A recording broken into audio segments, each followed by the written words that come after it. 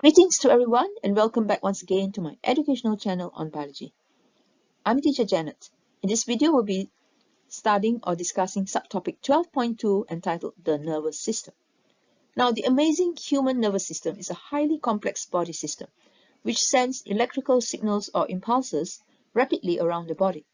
This helps humans to detect stimuli or changes in the external and internal environment and also to respond to them. So the human nervous system helps to coordinate activities in the body.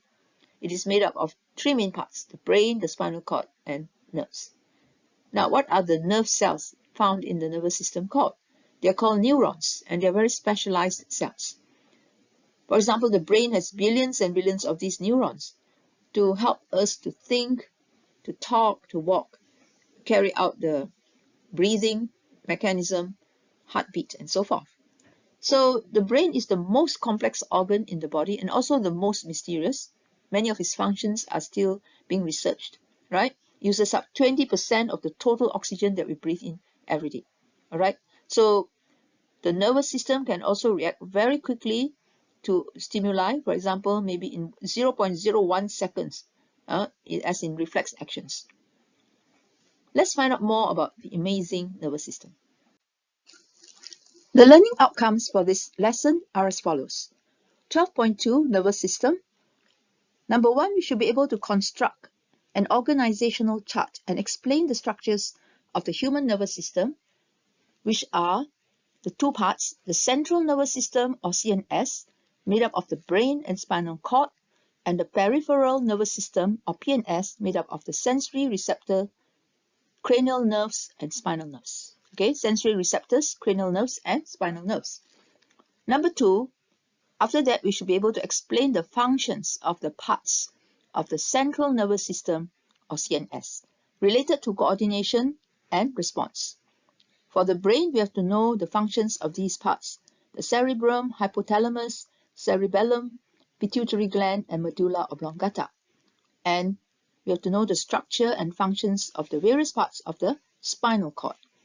Number 3, we should be able to communicate about the functions of parts of the peripheral nervous system in coordination and response. 12.2 The nervous system. Now, the human nervous system is made up of a network of nerve cells or neurons. So here's a picture of a neuron, which is a very specialized cell. So nerve cells or neurons function to transmit electrical impulses rapidly in the human body. Now, this system, the human nervous system, is divided into two main parts or two main subsystems, namely the central nervous system, CNS, C for central, and the peripheral nervous system or PNS, P for peripheral. Now, let's talk about the central nervous system. It is located in the center part of the body and consists of the brain and the spinal cord. So the main function of the central nervous system is to control the activities of the nervous system. It is the control center of the nervous system. And B, the peripheral nervous system or PNS. The word peripheral means not in the center, it's at the sides or at the edges. So this nervous system, the peripheral nervous system, actually consists of all the nerves that branch out from the brain and spinal cord. So what are nerves? Now, nerves are actually the bundles of fibers, which are actually parts of the neurons. Okay, so the nerves contain parts of the neurons like the axons, okay, which are, in this case, they are long fibers that help to transmit nerve impulses. Okay, so nerves contain the neurons. Now, nerves branch out from the brain and spinal cord, and they help to connect the central nervous system, that is the brain and spinal cord, to all parts of the body. All right, so the PNS consists of nerves, that's all. And there are 12 pairs of cranial nerves that send impulses from the brain to other parts of the body and from other parts of the body back to the brain. Okay, so cranial nerves branch out from the brain. There are 12 pairs of cranial nerves, and there are 31 pairs of spinal nerves which branch out from the spinal cord to send nerve impulses from the spinal cord to other parts of the body, and also from other parts of the body to the spinal cord.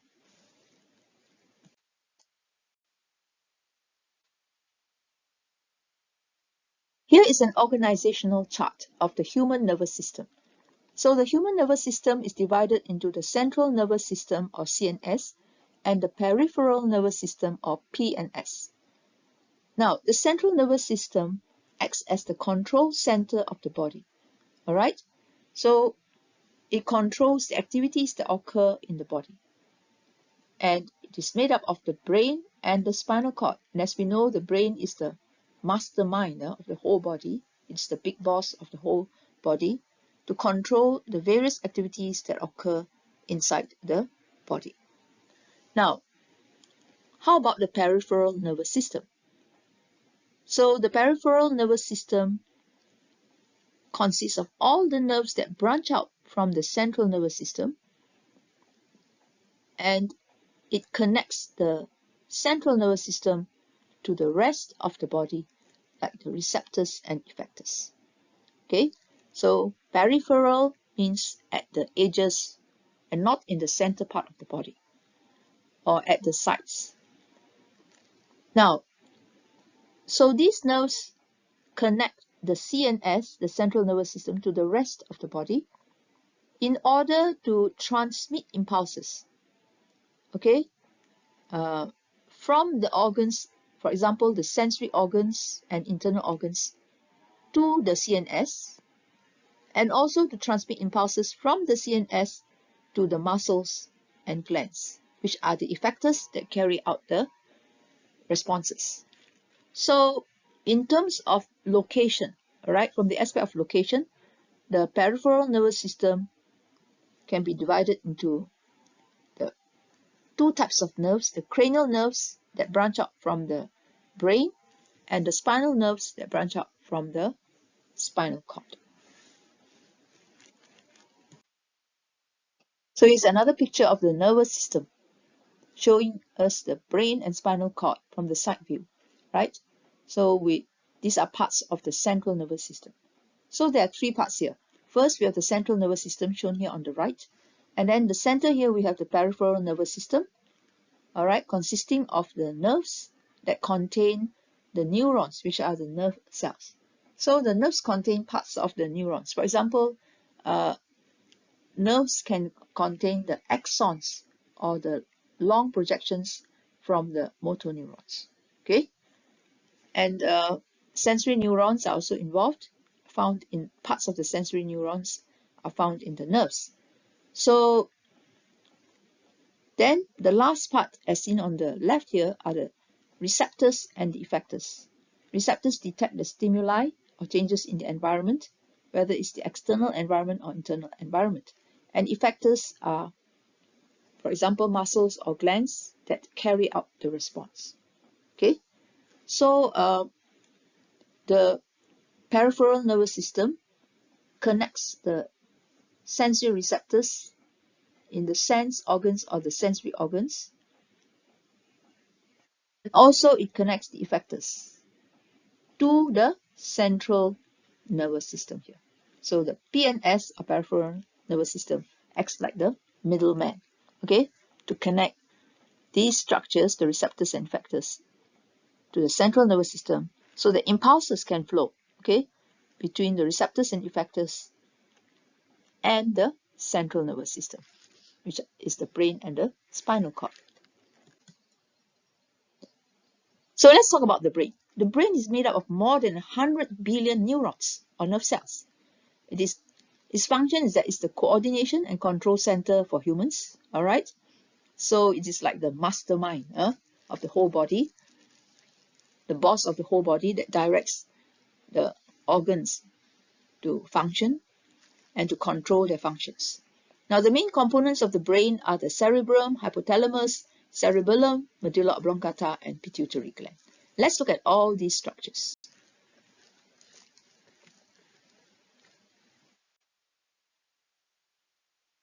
Let's look at the structure of the human brain. from the side. So this is a section through the brain, okay, as seen from the side of a person. Now, the human brain consists of many different parts, and we're going to study 5 main parts of the human brain, okay, which are, number 1, the cerebrum. The first one is the cerebrum, right? So the cerebrum is a very well-developed part, a big part, okay, of the human brain. And its main function is to carry out the higher mental abilities such as learning, memorizing, and speech. And it also controls voluntary actions like running, talking, and so forth. So for each part, at least know 2 functions, okay? At least know some functions of the parts, each part of the brain. Okay, so in the cerebrum, or on the surface of the cerebrum, we can see folds of the cerebrum. The folds are the grooves, okay? It shows that the cerebrum is very folded. And these folds are found on the surface of the cerebrum, which we call the cortex of the cerebrum, all right? So what is the use of these folds? Now, the folding is to increase the surface area of the cerebrum so that it can hold more nerves and more neurons. Okay, the neurons are found in the nerves. So in that way, there will be more neurons to carry out the various activities and to transmit nerve impulses, right? So scientists are of the opinion that the more folds there are in the cerebrum of an organism, the higher the intelligence of the organism. So the human brain has a lot of folds, okay, in the cerebrum compared to the rabbit or the rat, okay? And then one organism that also has a lot of folds in its cerebrum is a sea animal called can you guess? The dolphin, all right? So the dolphin's brain shows some similarity to the human brain in that it also has a lot of folds of cerebrum to increase the surface area so it can hold more nerves and neurons, more nerve cells. Now let's go on to the second part of the brain, which is the cerebellum. So the cerebellum looks a bit like a mushroom. It's just below the cerebrum on this side, on one side. And don't confuse it with the cerebrum, okay? So cerebrum is on top and cerebellum is below. So think of the word below, bellum. So cerebellum is below the cerebrum. Now, what's the function of the cerebellum? So it is very different. The function is very different from the cerebrum. The function of the cerebellum is to maintain body balance, and also it helps in the coordination of body movement. It helps to coordinate muscle contractions for body movements to be carried out smoothly and efficiently. Okay, so for maintenance of body balance and coordination of body movement.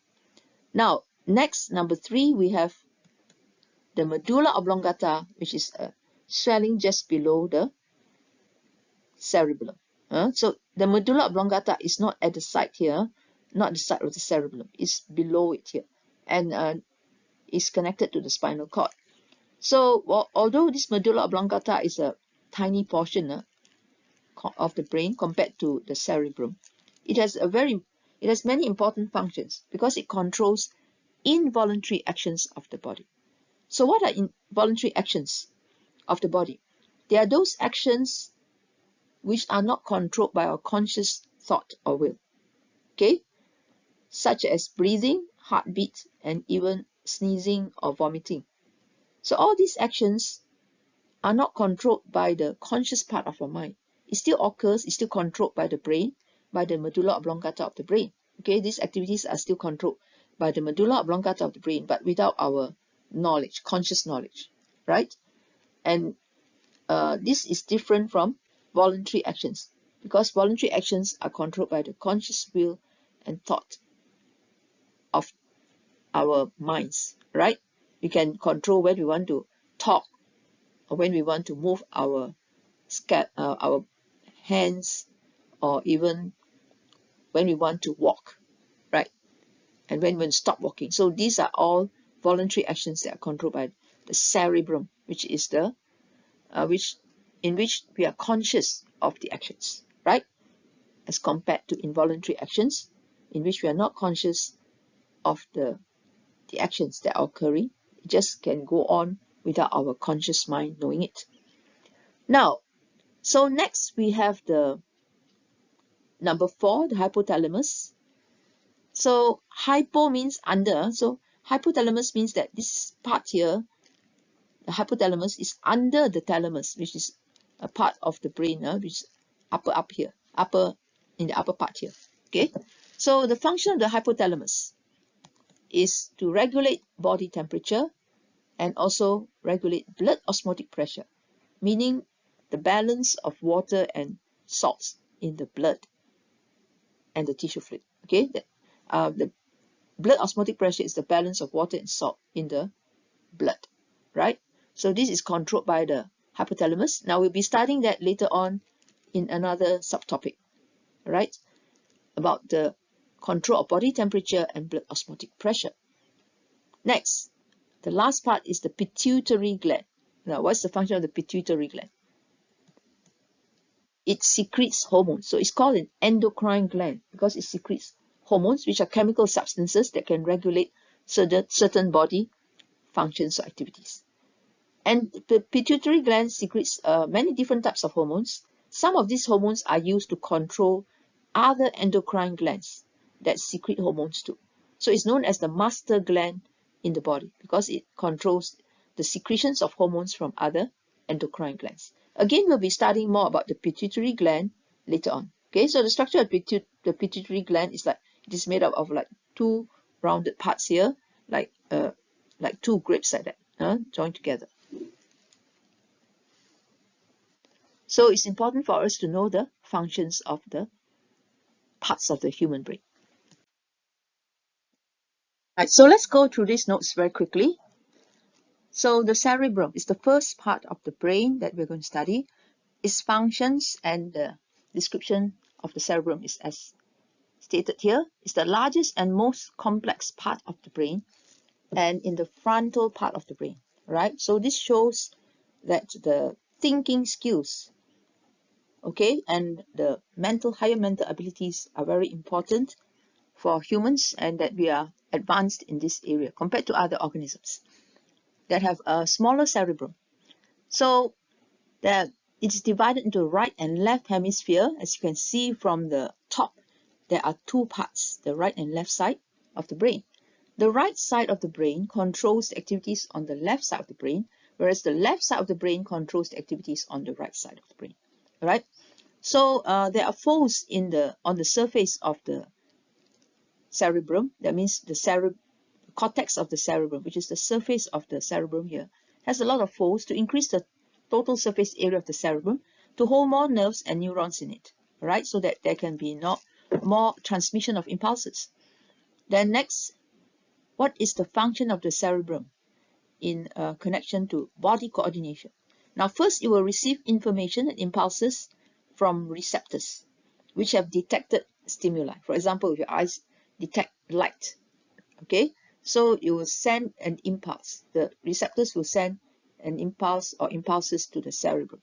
Now after that, the information is analyzed and integrated so you know what you are looking at, whether maybe you're looking at the board and reading the words, right? To produce a sensory perception. After that, the response is determined. So the brain will think of an appropriate response. For example, you may want to take your pen and start jotting down some notes, right? Copy the notes from the board. So the response is determined. Instructions are given to effectors, such as the muscles in the hands or arms. Then the cerebrum is also responsible for higher mental abilities. So this is another function related to higher mental abilities such as learning, memorizing, speech, linguistic skills, mathematical skills, writing, artistic ability, creativity, and logical thinking. So as a student, you use a lot of your cerebrum for the higher mental activities. Now, this center also controls emotions, hearing, sight, personality, and voluntary actions. Okay, so for example, the cerebrum can send impulses to skeletal muscles so that they contract, so that we can carry out voluntary actions like running, talking, riding a bicycle, and so forth. Now, secondly, the cerebellum. It maintains body balance and it coordinates muscle contraction for body movement. Now, let's look at the functional areas of the cerebrum. So, the front part of the cerebrum, as seen from the side view, is involved in carrying out the higher mental processes such as memorizing, reasoning, speech, and so forth. Now, the motor area is found like a band here, near the center part of the cerebrum. It controls movement, which is caused by the contraction of skeletal muscles. And then there's a sensory area here, which interprets stimulus or stimuli from various sensory organs. Now, the visual center, which helps us to see, is found at the tip here. So, this section or this part helps to interpret the light stimuli, right, that is detected by the receptors. And the auditory center is found in this lobe here, is for hearing, okay, for hearing sounds. Then there is an olfactory lobe here, which is used for smelling, to detect and identify smells. So the interesting thing is that for certain animals which have a keen sense of smell, like dogs and cats and rats, this olfactory, and also rabbits, this olfactory lobe is quite well developed, okay, and is bigger, okay, relatively bigger compared to those in humans, okay. Next, the medulla oblongata. So the functions are very important, especially for MCQs, multiple choice questions or objective questions, all right? And also sometimes for structured questions. Now, so try and memorize all these functions. So the medulla oblongata controls involuntary actions of the body, which are actions that are not controlled by the conscious thought. Examples are breathing, heartbeat, blood pressure, food digestion. Now, vasoconstriction means the constriction of blood vessels, where the smooth muscles inside the blood vessel walls will contract, right? So that the diameter of the blood vessels become smaller. This can occur when a person is feeling cold. The blood vessels under the skin will undergo vasoconstriction. Peristalsis, and also medulla oblongata controls some reflexes. Now, reflexes are fast automatic responses towards stimuli without conscious control or thought. So it just occurs automatically and very quickly. Now, examples are vomiting, coughing, sneezing, swallowing, and blinking. For example, if dust flies tries to get into your eye, you will start to blink suddenly, all right? And it is a reflex action that occurs very quickly and automatically to protect the eye from damage or injury. Next, the hypothalamus. Again, memorize the functions. It is the control center that regulates our body temperature, water balance, and blood osmotic pressure. All right.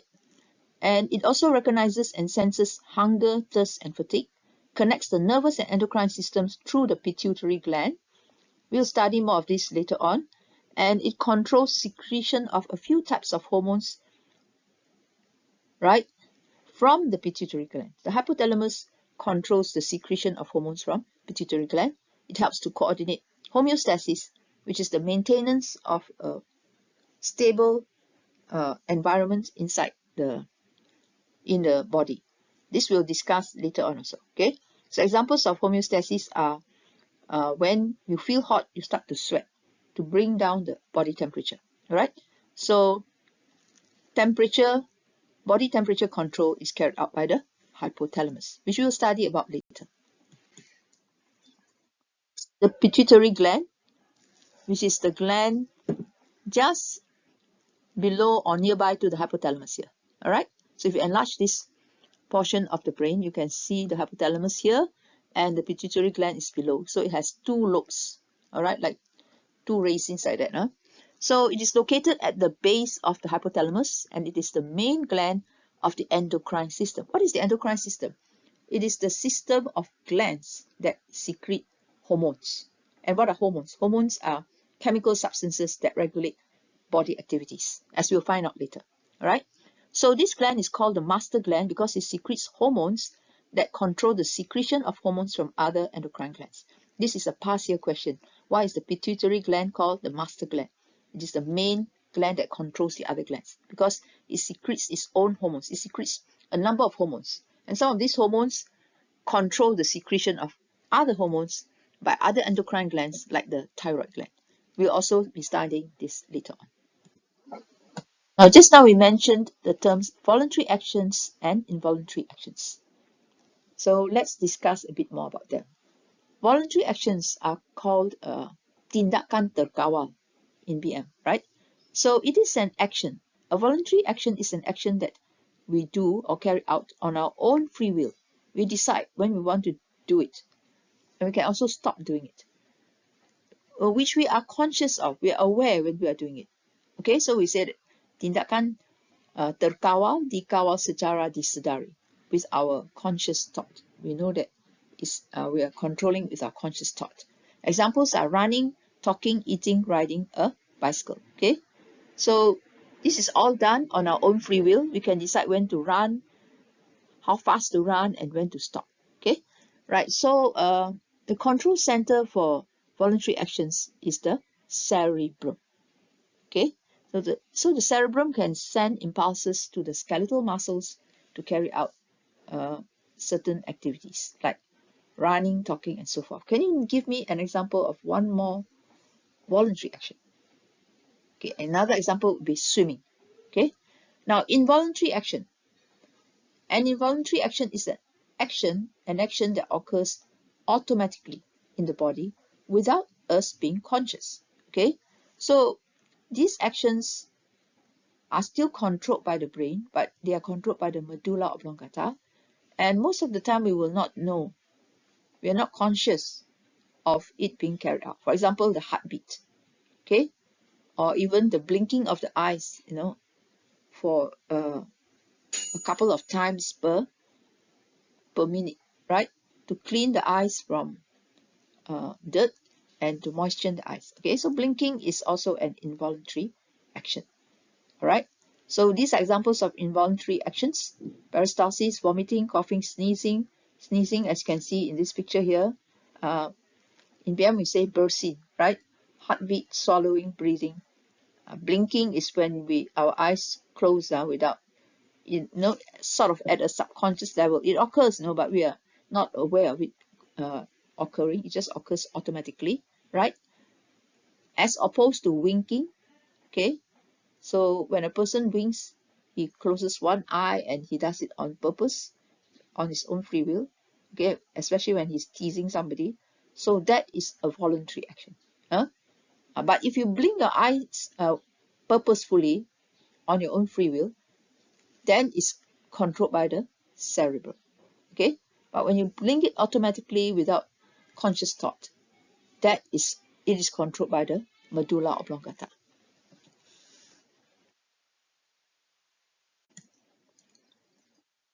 So now let's talk about the spinal cord, right?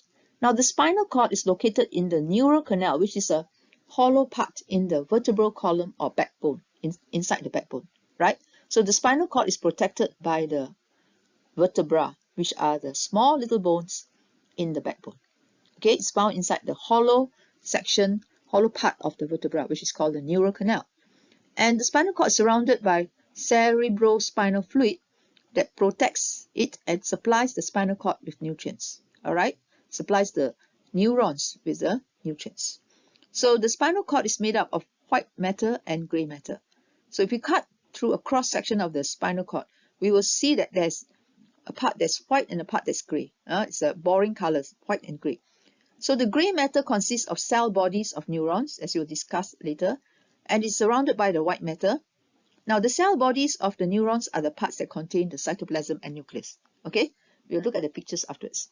Now white matter consists of axons, which are the long extensions from the neurons.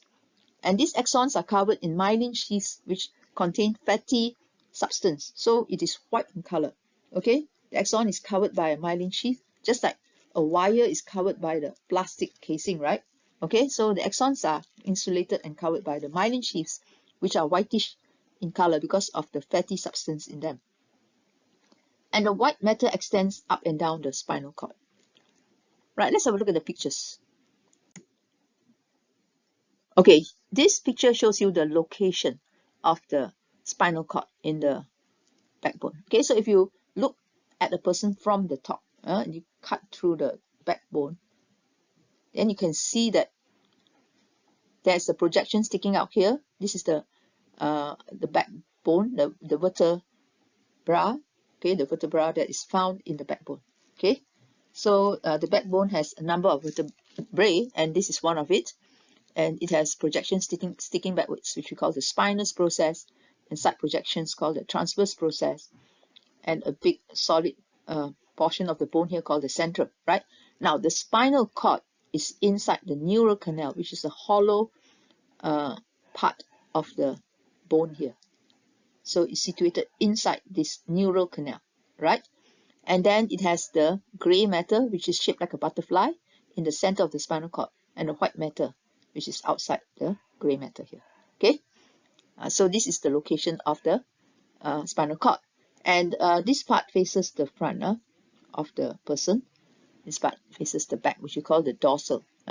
Dorsal part is at the back, and ventral part is facing the front. So if you look at the human skeleton from the ventral viewpoint, this is the ventral viewpoint. So the backbone is here. Okay, so the spinal cord is situated inside the backbone or the vertebral column here. Now here's a picture of the spinal cord showing the white matter and the gray matter, right? So what is the white and gray matter? First of all, we must understand that in the spinal cord there are neurons, right? Now, for example, this is a neuron called the motor neuron. There are three types of neurons that we're going to study later. This is one of them. So for this neuron or nerve cell, we can see that it has a cell body. It's made up of the cell body here, which contains the cytoplasm and the nucleus, the gray nucleus, and the cytoplasm, which is also grayish in color. Okay, so this cytoplasm and nucleus makes up the cell body, which is gray in color. That's why it's called the gray matter. Gray matter is made up of the cell bodies of neurons, whereas the white matter is made up of the axons that are covered by the myelin sheath. So this is the axon. The white part here is the axon, the long projection here, which is used to transmit nerve impulses. But each axon is covered by a myelin sheath, which is made up of fatty substance, okay, that surrounds the axon. So the whole axon here, covered in myelin sheath, is white in color, right? So it will make up the white matter, all right? So white matter is made up of axons covered in the myelin sheath, and we'll study the functions of these parts later on. Gray matter is made up of the cell bodies that contain the cytoplasm and the nucleus. Okay, is part of the neuron. So the neurons, there are lots of cell bodies here in the gray matter and lots of axons in the white matter, right? Then apart from that, the spinal cord has two roots which project out from it. The first root is called the dorsal root. This is nearer to the back of the body, and the ventral root is nearer to the front. Okay, so these two roots will then join to form the spinal nerve that contains the axons and also other fibers or projections from the different neurons. Okay, so what is in the dorsal root? How do you recognize the dorsal root? The dorsal root has a swelling called the ganglion. Okay, sounds like gang of lion, right? Gang of lions, but it's not nice. Ganglion. So to remember ganglion, remember gang of lions. So what's in the ganglion? The ganglion contains an accumulation of cell bodies of a certain type of neuron called the sensory neuron. Okay, so we'll discuss that later. Now let's look at the next slide to see the position of the neurons in relation to the spinal cord.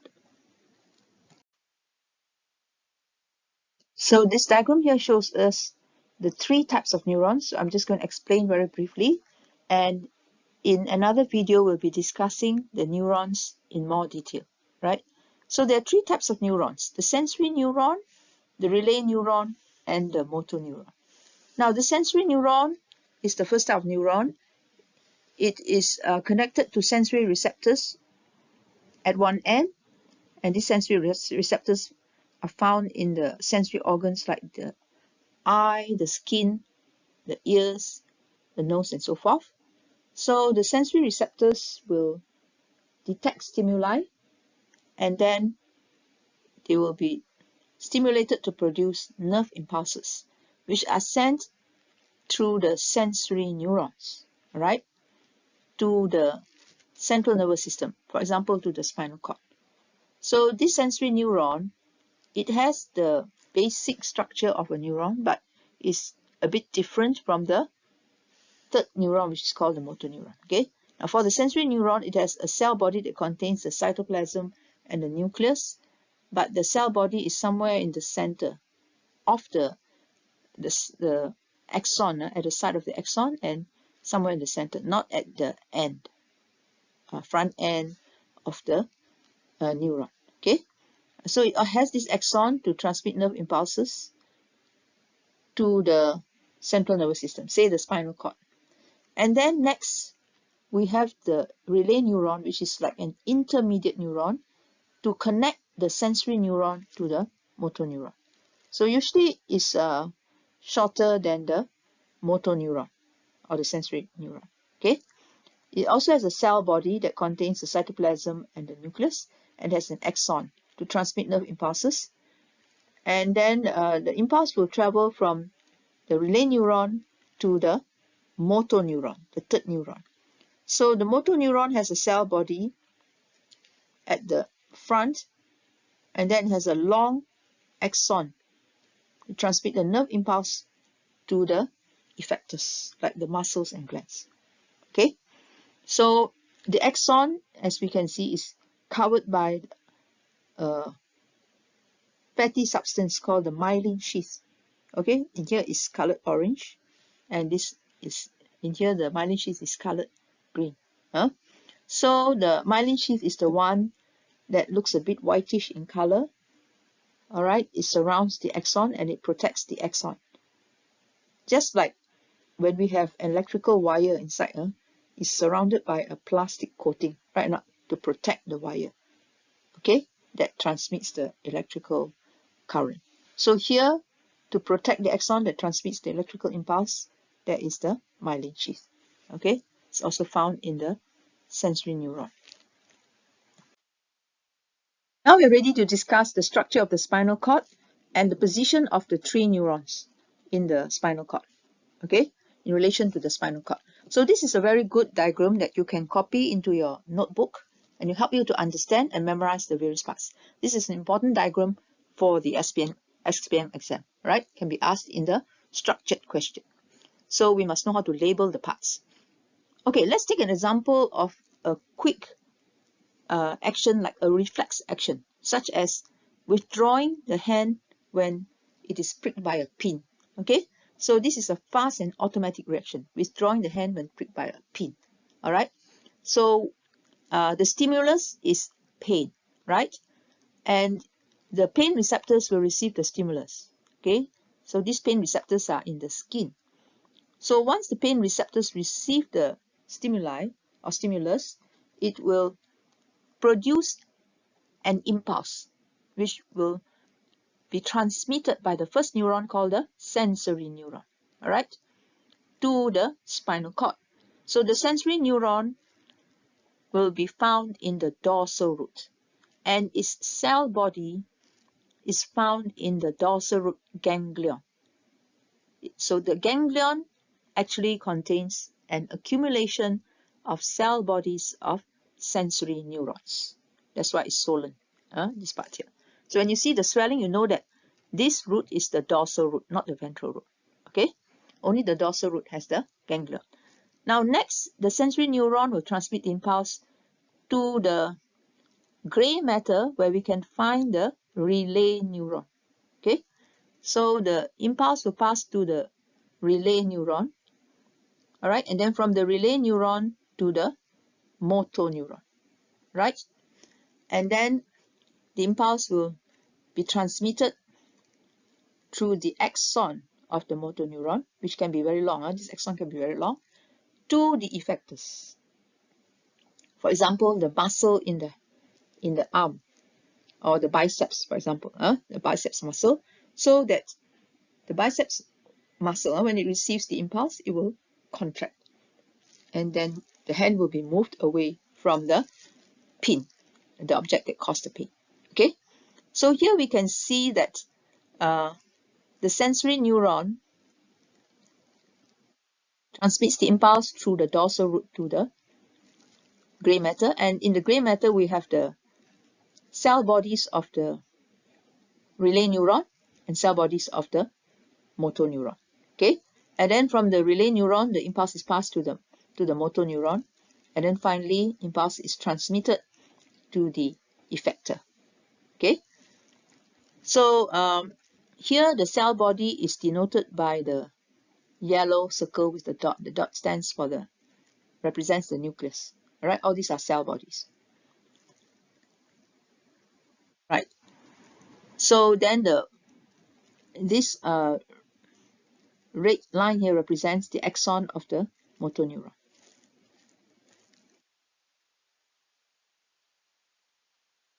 So in this aspect, from this aspect, you can see that the spinal cord actually controls some reflex actions, such as withdrawing the hand from a hot object or an object that causes pain. Another reflex action is the knee-jerk reflex, which is also controlled by the spinal cord. These are the notes for what we have discussed just now. Let's read through very quickly. The spinal nerve projects out from the spinal cord. It has two branches or roots, which are the dorsal root, which contains the sensory neuron and a swelling called the ganglion, where there's an accumulation of cell bodies of the sensory neurons. And then there's the ventral root, which contains the motor neuron, but it has no ganglion, or there's no swollen part there. Now, the function of the spinal cord is quite important. It processes some sensory information and sends impulses through the motor neurons to effectors so that responses can be produced. Now, one of the main functions is that the spinal cord controls certain reflex actions like knee-jerk reflex and withdrawing the hand from a hot object or an object that causes pain. Then C, the spinal cord connects the brain, okay, to the receptors, to the nerves or peripheral nervous system, and also to the receptors and the effectors. Okay, so it connects the brain to the peripheral nervous system made up of the nerves that contain the neurons, like sensory neuron and motor neurons.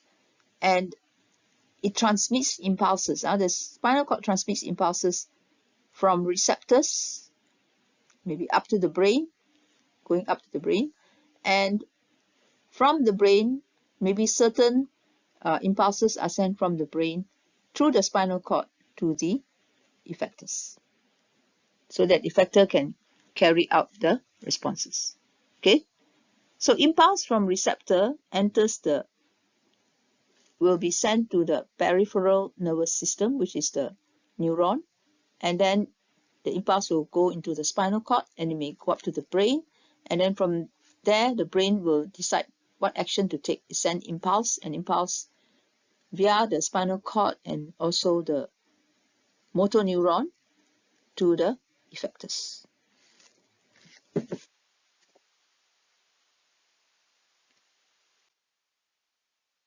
So here are the parts of the spinal cord and then the explanations for them. Now the gray matter, what is the gray matter in the spinal cord? So it consists of cell bodies of two types of neurons, relay neurons and motor neurons. Okay, but the cell bodies of the sensory neurons are found in the ganglion here. Okay, whereas the cell bodies of the relay neurons and the motor neurons are found in the gray matter here. Now, white matter consists of axons of neurons in general. So these are all the white matter, right, which surrounds the gray matter. So these axons are whitish. The part there is whitish in color because the axon is coated with the white myelin sheaths that contain the fatty material. Okay, dorsal root. Dorsal root is this root that has the swelling. So the dorsal root contains the axon of the sensory neuron that transmits nerve impulses from the sensory receptor via the sensory neuron to the spinal cord. Okay, so the flow of impulse is from sensory receptor via the sensory neuron to the spinal cord. Now, ventral root. This is the ventral root here. So it contains the motor neuron that transmits nerve impulses from spinal cord to effector. Okay, so the ventral root actually contains the axon, the long projection from the motor neuron. And the impulse will be transmitted out from the spinal cord via the motor neuron to the effector like the muscle or glands. So this is the ventral root. Now, what about dorsal root ganglion here? So it is a swelling in the dorsal root, and it contains a group or cluster of cell bodies of the sensory neuron, as you have seen from the previous slide. And then spinal nerve. This part contains the spinal nerve. So the spinal nerve contains both sensory neurons and motor neurons.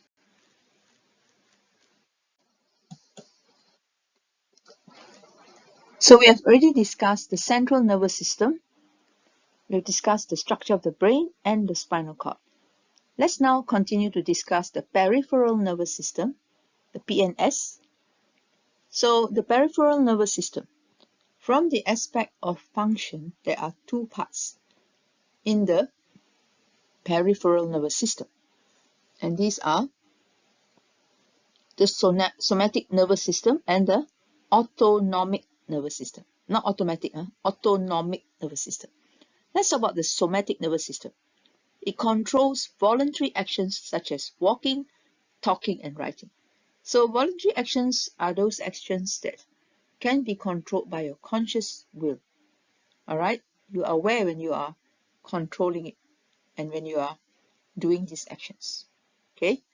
Whereas the autonomic nervous system controls involuntary actions such as heartbeat, contraction of blood vessels, sneezing, vomiting, and so forth.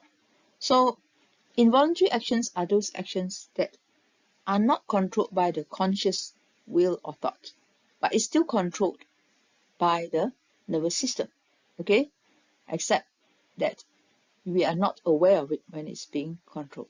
For example, the heartbeat, alright, or the contractions of the heart or cardiac muscles occur without our conscious knowledge. Right, so let's look at this learning standard 3. Explain the functions of the peripheral nervous system in coordination and response. Right? So the function of the peripheral nervous system is to connect the sensory receptors and the effectors to the central nervous system. Right?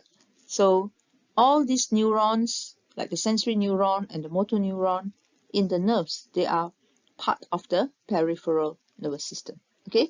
That connects the sensory receptors in sensory organs and also receptors in internal organs in the body and the effectors like muscles and glands. So all these are connected to the central nervous system by the peripheral nervous system here, okay, which are made up of the neurons in the nerves.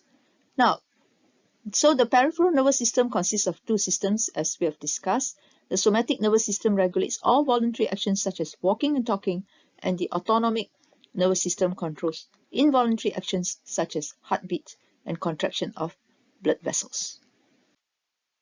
Now it's time for some output. Let us apply the knowledge that we have learned to these questions, to answer these questions. So here are some good questions that may be asked in the exam. Number 1, explain the function or role of the brain in body coordination. So the key word here is coordination. The meaning of coordination is that it is the working together of various organs or structures in the body in an efficient manner to produce a suitable response or suitable responses to a stimulus or to different stimuli. So the brain is involved to coordinate the functions or the activities of the various organs so that they work together to produce the desired response or responses. Okay, when there are changes in the environment, when there are stimuli in the environment. So try to think up the steps that the brain takes to carry out body coordination, right? And secondly, compare the functions of the cerebrum, cerebellum, and the medulla oblongata, 3 marks. So state at least 1 or 2 functions for each of these parts of the brain. Now you can pause the video and try and answer the question on your own first, and then we are going to discuss in a short while. Right, let's look at the answers. Firstly, what is the function or role of the brain in body coordination? So the first step is that the brain first receives many types of information or impulses from receptors which have already detected the stimuli. Okay, so for example, when you put water in a kettle to boil, okay, to boil the water, then maybe after a while you may hear the sound of the kettle whistling, right? There's a sound when the steam comes out from the kettle, and you may see, your eyes may see the vapor, okay, the steam coming out from the kettle, okay, but your ears will hear the sound of the kettle whistling. All right, so all these stimuli of sound and light will cause the receptors to produce impulses which are sent to the brain. So the brain will analyze, integrate, and link the information together to form the sensory perception or a meaningful overview. So the brain will then realize that actually the water is boiling, right? So after the information is processed, suitable responses are determined. So maybe we decide to switch off the gas, right? Or switch off the cooker, okay, the stove, the switch off the heater on the stove. So after the information is processed, suitable responses are determined, and then the brain will send nerve impulses to stimulate effectors such as the muscles and glands to carry out the responses. So for example, the leg muscles and hand muscles will be stimulated. So you walk to the kettle, to the stove, and you switch it off. Switch off the gas. Now next, compare the functions of the cerebrum, cerebellum, and the medulla oblongata. So for the cerebrum, first of all, it is used to carry out higher mental activities, all right, such as learning, memorizing, linguistic skills, and mathematical skills. It also controls voluntary actions such as walking and talking. Whereas the cerebellum helps to coordinate body movement and maintains body balance, right? So it's different from the cerebrum. Now, on the other hand, the medulla oblongata controls involuntary responses or actions such as heartbeat and peristalsis.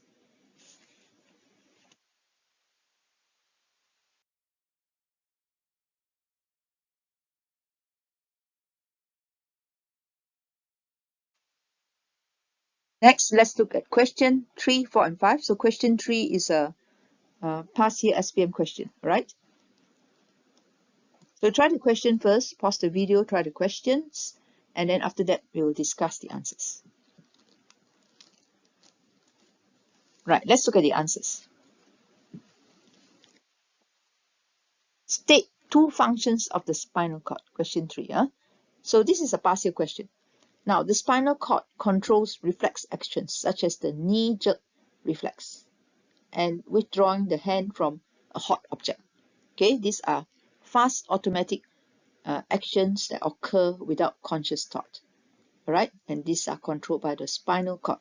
The impulses do not go up to the brain at all.